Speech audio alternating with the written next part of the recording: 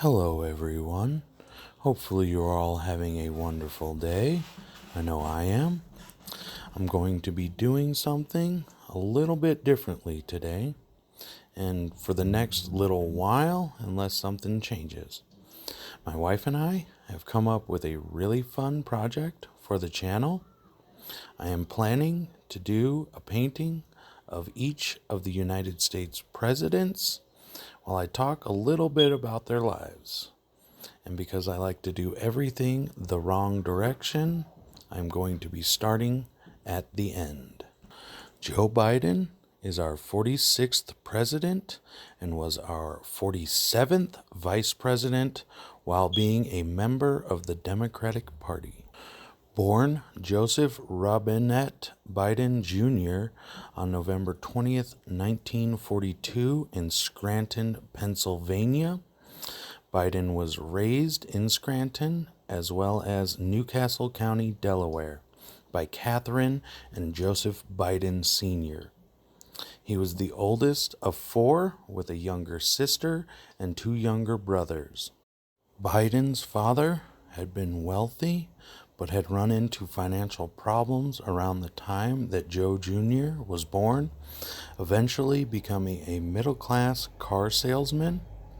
In high school, Biden was a poor student, but known for football, which he played halfback, and as well as baseball. He was class president his junior and senior years and graduated in 1961. In 1965, Biden graduated from the University of Delaware with a Bachelor of Arts degree. He had double majored in history and political science. He played freshman football, but otherwise was an unexceptional student. He married his first wife, Nelia Hunter, in 1966, and together they had three children, two boys, Bo and Hunter, and a little girl, Naomi. In 1968, Biden earned a Juris Doctor from Syracuse University College of Law. He was ranked 76 out of 85 students. Biden was admitted to the Delaware Bar in 1969. He had been clerked at a Republican law firm and thought of himself as a Republican due to the racial politics of the Democratic Delaware governor. He was then recruited by the local Republicans but had registered as an independent because of his distaste for the then Republican presidential candidate Richard Nixon. He had begun practicing law as a public defender and then moving on to a Democratic law firm, and at this point he had registered as a Democrat. Corporate law did not appeal to him, and criminal law did not pay very well, so he supplemented his income by managing various properties. In 1970, Biden ran for the Newcastle County Council on a liberal platform that included support for public housing in the suburbs. He took office on January 5th in 1971 and served until January 1st, 1973, because in 1972, Biden defeated the Republican incumbent J. Caleb Hobb to become the junior senator from Delaware. He had run with little to no campaign funding and relied on his family to manage and staff his campaign, relying on face-to-face meeting and hand-distributed position papers. This approach was only made possible because of Delaware's small size. He ran on a platform focused on the environment, withdrawal from Vietnam, civil rights, mass transit, equitable taxation, healthcare, and the public distaste in politics as usual. At the time, he was 29, but had reached the constitutionally required age of 30 before he was sworn in, being one of the youngest senators in history.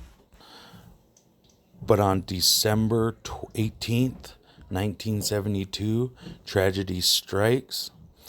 Biden's wife and youngest daughter, Naomi, who was only one at the time, were killed in an automobile accident. Naomi's station wagon was hit by a semi as she pulled out of an intersection. Both of their sons, Bo and Hunter, were hospitalized.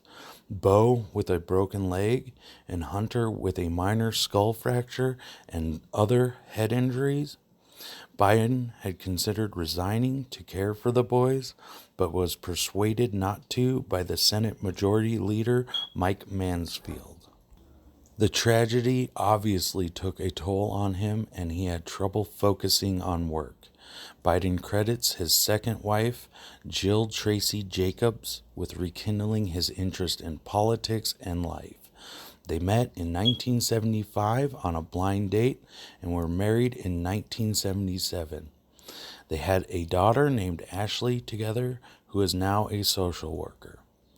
Bo died of brain cancer in 2015 after becoming an Army judge advocate and later the Delaware Attorney General.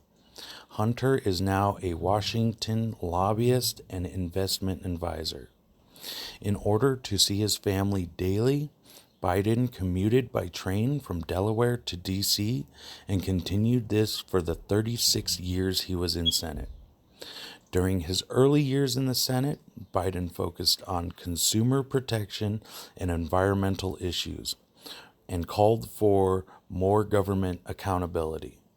He had considered himself liberal on civil rights and liberties, senior citizens, and health care, but conservative on issues like abortion and military conscription. During his first decade in the Senate, he focused on arms control. In 1981, Biden became ranking minority member of the Senate Judiciary Committee. When the Comprehensive Crime Control Act was passed in 1984, Biden was a Democratic floor manager. This bill included the Federal Assault Weapons Ban and the Violence Against Women's Act. At the time, he was praised for some of the modifications he had made and was the most important piece of legislation he was a part of at the time. But today, he considers it to have been a big mistake.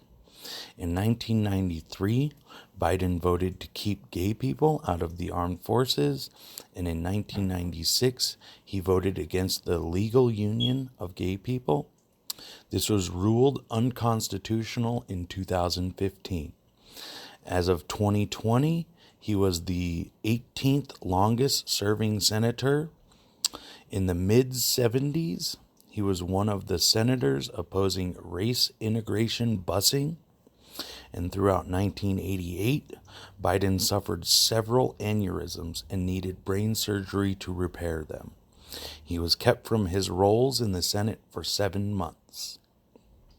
In 1988, Biden ran for president for the first time.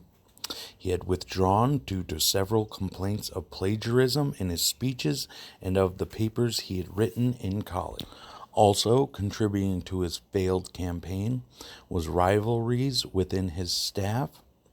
He had been considered a strong candidate due to his moderate image, his ability to speak, his high profile as a chair of the Senate Judiciary Committee, and his appeal to the baby boomers.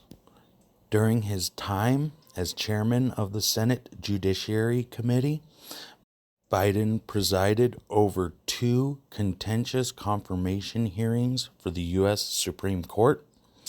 Biden opposed the nominations of both Robert Bork and Clarence Thomas.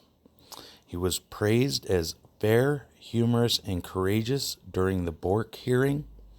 Bork's nomination was voted down, and during the Thomas hearing, it was stated that his questions on the Constitution were convoluted to the point that it was hard to keep track and were akin to beanballs. During the 1990 Whitewater controversy and Lewinsky scandal investigations, he was critical of the independent counsel Ken Starr.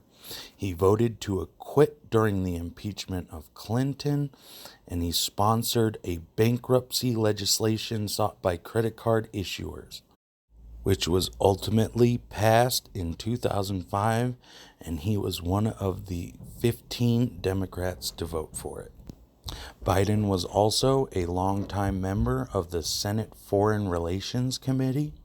He became its ranking minority member in 1997 and chaired it in 2001 to 2003, and then again in 2007 to 2009. He worked alongside Republicans effectively, even going so far as to go against his own party at times. During his time in the Foreign Relations Committee, Biden met with 150 leaders from 60 different countries, becoming a well-known Democratic voice on foreign policy. He voted against the authorization of the Gulf War, stating that the U.S. was bearing most of the burden of the anti-Iraq coalition. As the Bosnian War broke out, though, Biden was one of the first to call for the lift and strike policy, which was a policy to lift the arms embargo and begin training of the Bosnian Muslims while supporting them with NATO airstrikes and the investigation of war crimes. Both the Bush Sr. and Clinton administrations were reluctant to implement the policy, fearing a Balkan entanglement. In an amendment Biden wrote in 1992, he attempted to compel the Bush administration to arm the Bosnians, eventually softened this to a stance the Clinton administration preferred. This all eventually led to a successful NATO peacekeeping effort. In 1999, during the Kosovo War, Biden supported the bombing of Yugoslavia. He was also a strong supporter of the Afghanistan War, saying, "Whatever it takes, we should do it." While heading the Foreign Relations Committee in 2002, he had said that Saddam Hussein was a threat to national security and that there was no other choice but to eliminate that threat. Biden was one to approve the invasion in Iraq. Eventually, though, he became critical of the war and later said that his approval had been a big mistake. By late 2006, his stance had shifted considerably, opposing this troop surge in 2007. He then went on to run for president a second time, ultimately becoming vice president and then now president. If you would like to learn any more, I will consider doing a second video if this video is well liked. So if you would like to hear more, make sure that you like. I would like to thank everybody who has made it to the end of this video. I really appreciate it. I love doing this stuff, and I love to make things that people enjoy. So if you made it this far and you like this video, please hit that like button. Maybe throw a comment down if you'd like to see anything change or you just like something. I can only improve depending on the input I receive, so take that in consideration. And also, it would be very helpful if you were to subscribe to my channel. So, again, thank you so much and have a wonderful day. Goodbye.